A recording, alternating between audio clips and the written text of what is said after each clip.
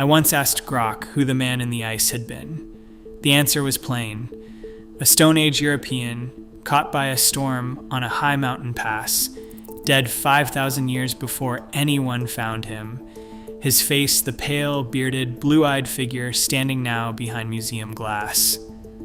Then his own DNA, read the way it deserved, described a man who matched almost no one who had told his story. His ancestry ran back to the first farmers of Anatolia more closely than any European alive in his own time, and the face everyone had built for him was wrong in nearly every line.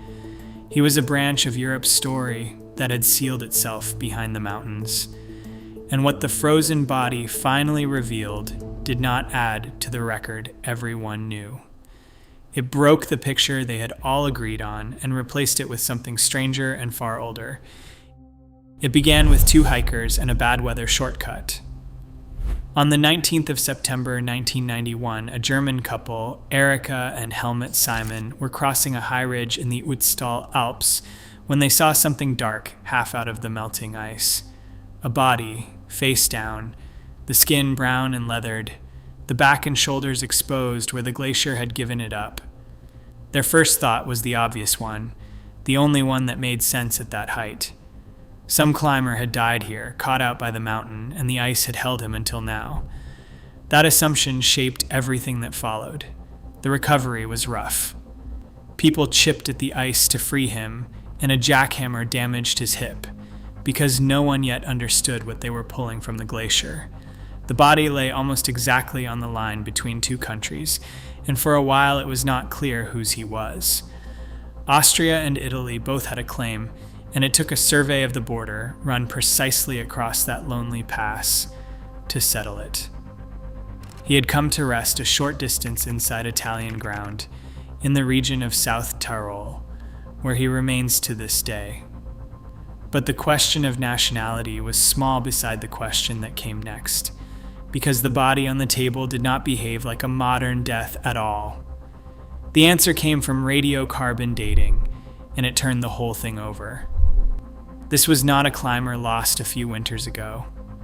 The man in the ice had died roughly 5,300 years ago in the Copper Age, before the first stone was raised at Stonehenge, before the earliest Egyptian pyramid, when the people of the Alps were still working their first metal.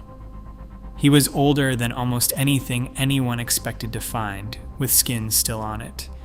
The mountaineering accident everyone had assumed dissolved into something far stranger. A body that should have vanished tens of centuries ago was lying intact, and no one could quite say why. The explanation was the mountain itself. This was not a bog, where chemistry pickles the flesh. This was ice. The man had died in a sheltered gully, a rocky trough just off the main pass, and the glacier had flowed over the top of him without grinding him away.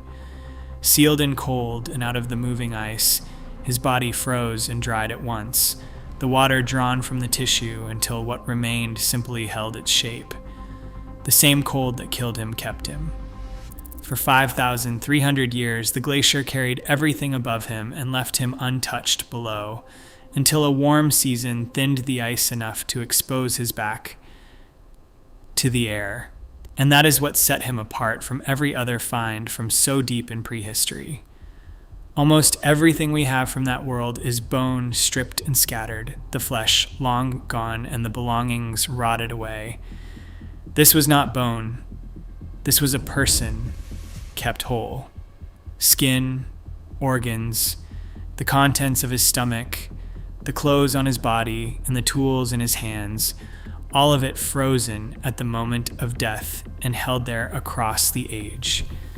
The ice had not merely preserved a skeleton, it had preserved a man, and everything he was carrying the day he died. What the ice preserved was not just a body, but a life laid out in full. Beside the man lay the things he had carried, and each one opened a window onto the world he moved through. There was an axe, its blade cast from almost pure copper, the metal later traced to ore from central Italy, far to the south.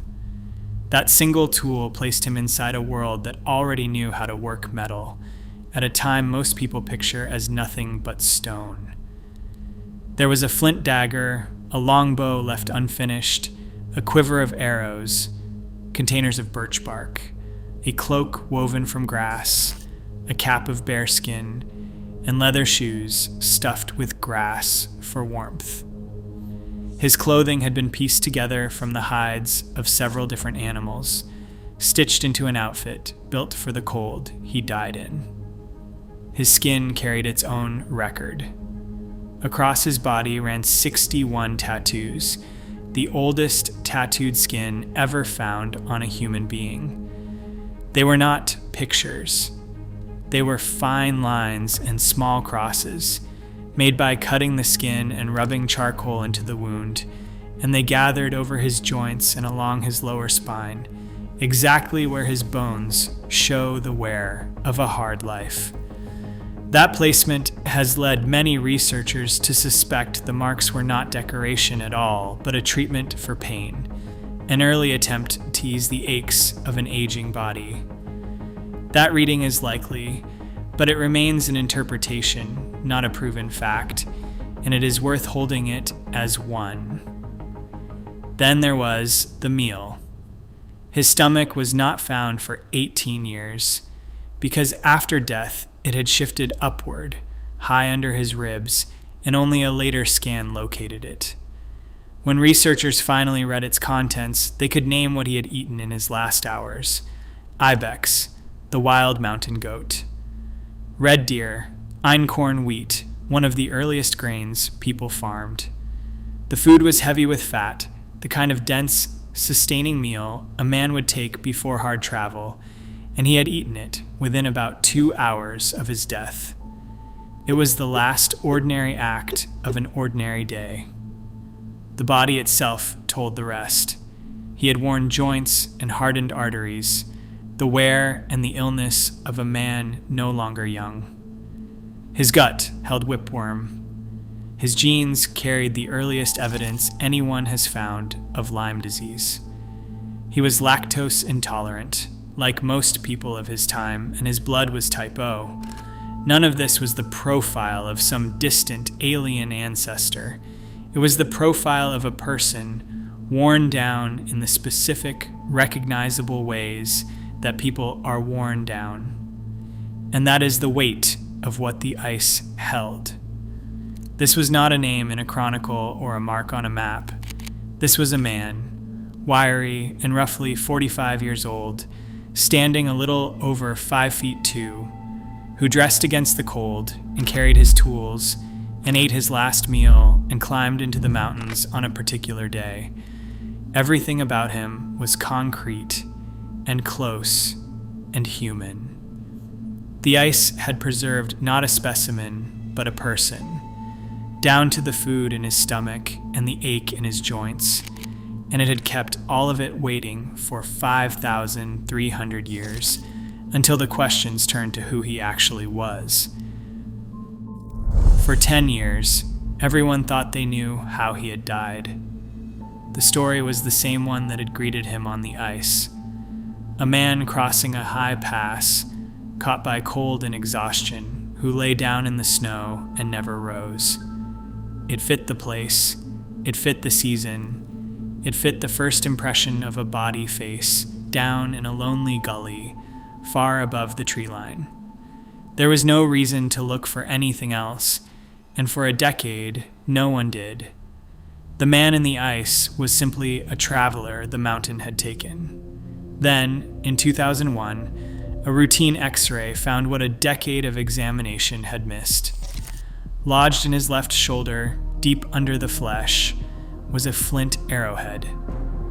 The shaft had been snapped off and was nowhere to be found, which is why nothing showed on the surface. The scans that followed over the next several years traced exactly what the arrow had done. It had torn the left subclavian artery, one of the major vessels beneath the collarbone, and a wound like that empties a body fast. That is the accepted cause of death. though it is worth noting that a more recent forensic review has questioned just how quickly the blood loss would have killed him. Either way, the arrow was the blow that ended him, and it had come from behind. It was not the only mark of violence on him. Across his right hand ran a deep cut, the kind a person takes when they grab a blade to defend themselves. That wound was older than the arrow, already partly healed, which means the attack on the ice was not his first. Days before he died, someone had come at him with a knife, and he had fought it with his bare hand.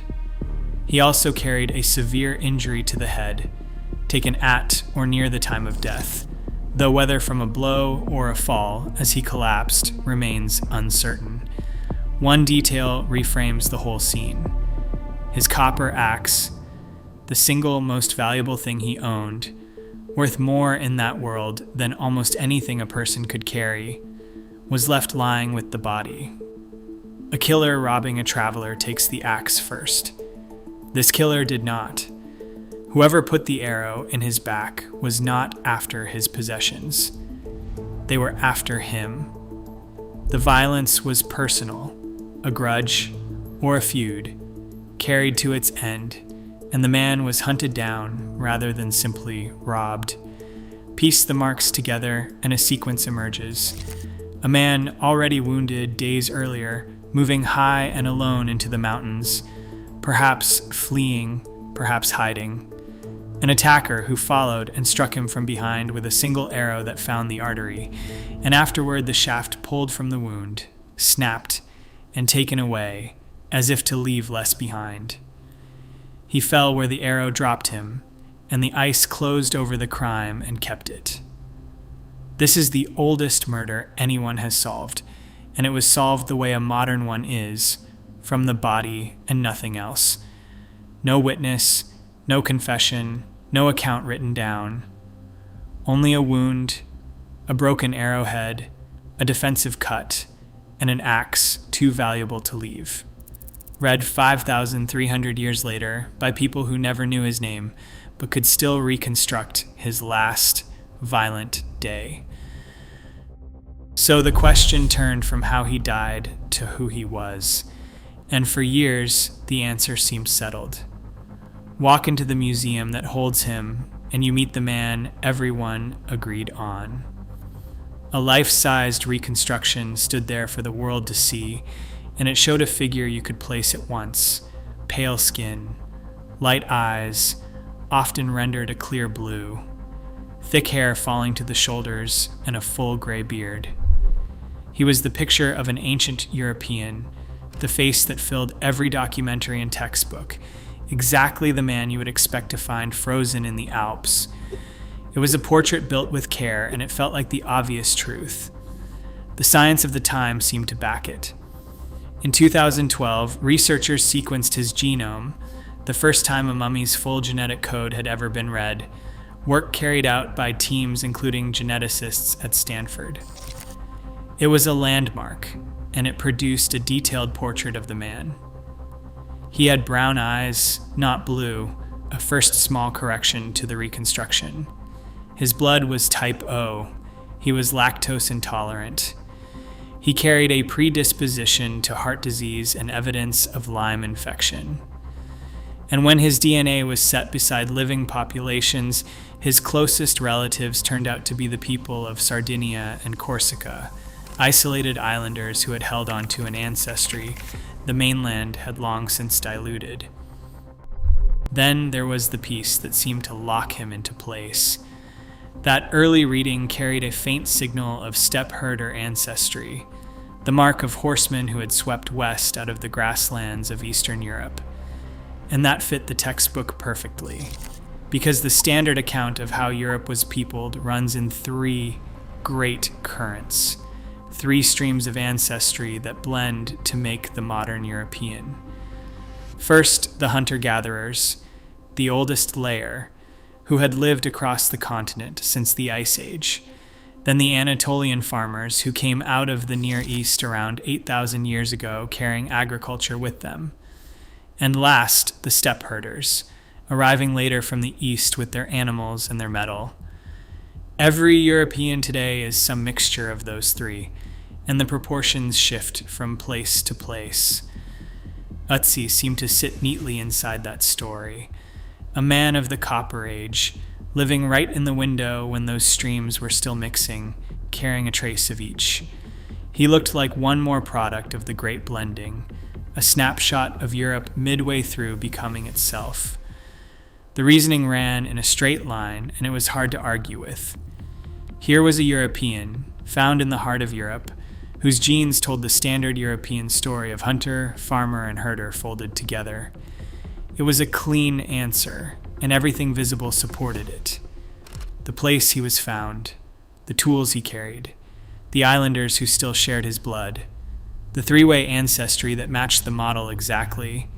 It all pointed the same direction toward a man who belonged comfortably inside the picture science had already drawn of how the continent came to be.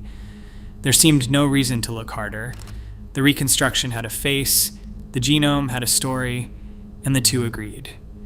The man in the ice was a European like any other, only older and better kept. That was the settled answer, and it held for more than a decade, until better tools were turned on the same body.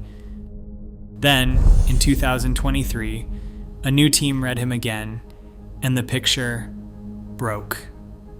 K. Wang, Johannes Krauss of the Max Planck Institute, and Albert Zink of URAC Research returned to his genome with technology that had not existed a decade earlier, mapping more than 9 parts in 10 of the full genetic code at a depth the first attempt could never have reached.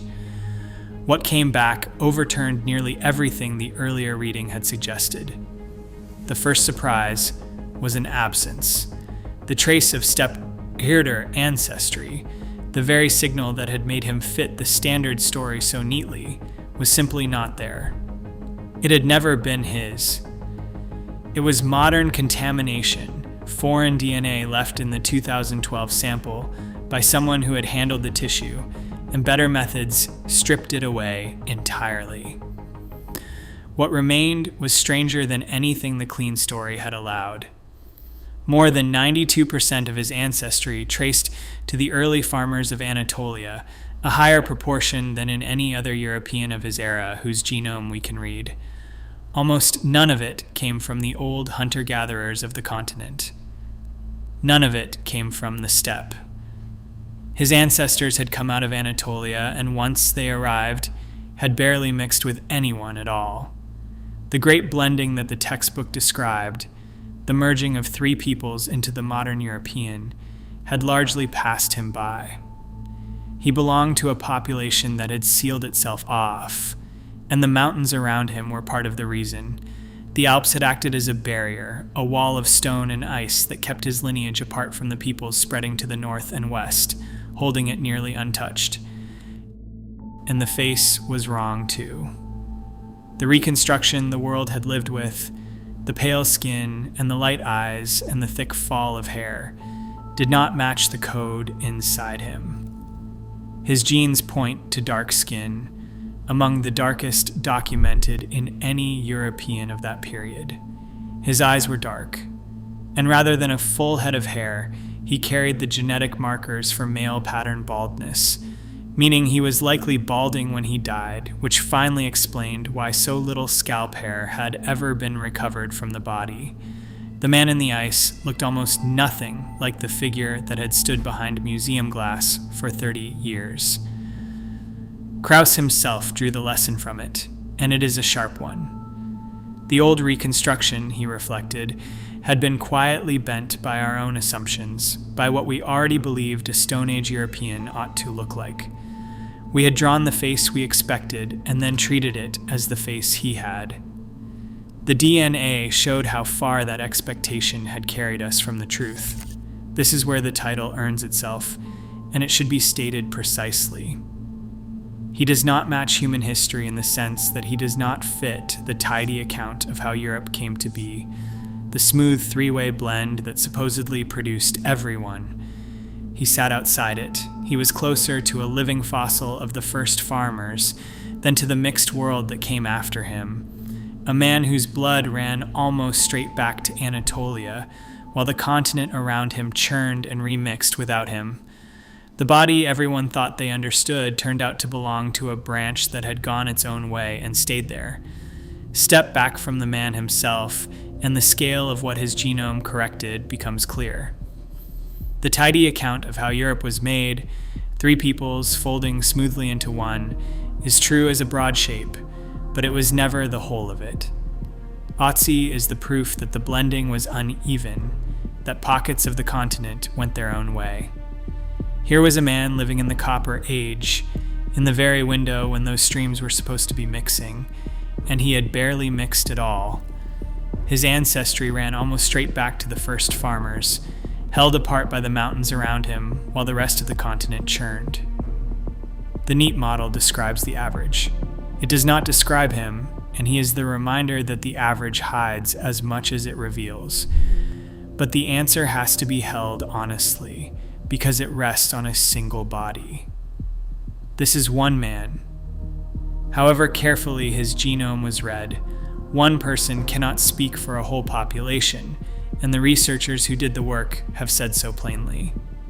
Johannes Krauss, who led the new analysis, has cautioned that we cannot yet know whether Otzi was typical of his time and place or an unusual case, a lone holdout in a region that was otherwise mixing like everywhere else.